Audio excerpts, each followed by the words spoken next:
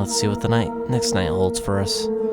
You arrive at the Leech Pit, finding it less rowdy than last time. The bar is still packed, but the dance floor is empty tonight. Instead, the old crackling speakers are playing music that would probably sound like noise, even on high-end hardware.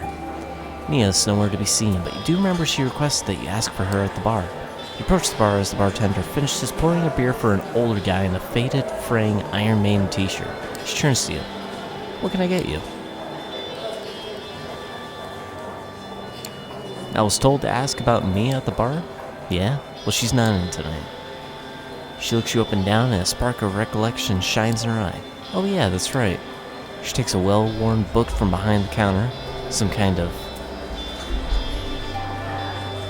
YA or YA vampire novel. It flips through it. She produces a piece of paper from between the book's pages and passes it to you.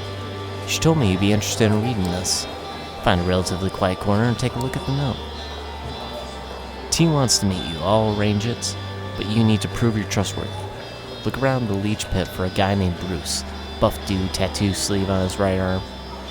90% sure he's somebody's retainer, sent here to spy on us by the cam. Get me the name of his master and write it on this card, then return it to the bar. Doesn't take you long to locate this Bruce guy. He sits alone in a corner, 2 beer glasses already empty on his table. You take a moment to consider your approach. Yeah, I'm drunk and talkative, ask for his master's name up front, strike up a conversation. Let's try presence. The man immediately notices you but doesn't move from his spot. The other seats are empty.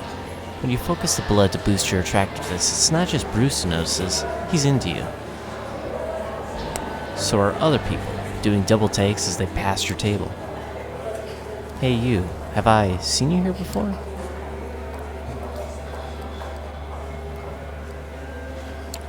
I don't think so, it's my first night here. Hey, I'm lucky I'm here tonight then.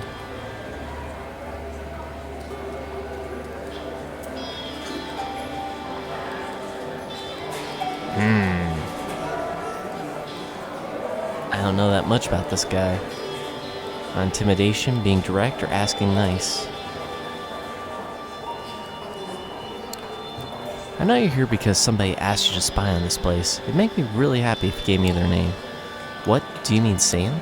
He catches himself, realizes what you're doing. His eyes dart over your shoulder. You thought you had him cornered, but he suddenly leaps over the table in one smooth move and dashes through the sparse crowd.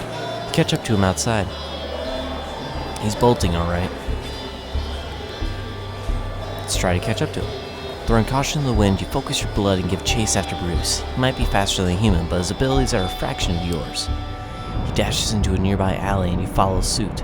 Before he can jump the fence, you tackle him to the ground. A short brawl later, you are standing a few meters apart, Bruce eyeing you with hatred.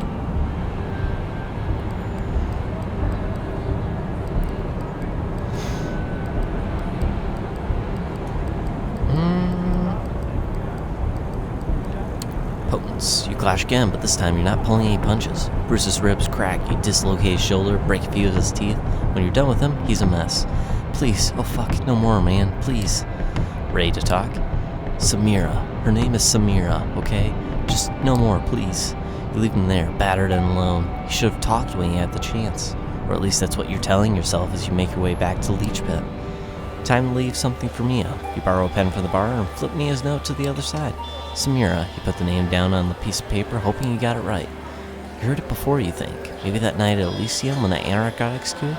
Yeah, that's it. It was the woman the prince talked to. She was pretty grim. Here's hoping it was all worth it and won't come back to bite you in the ass.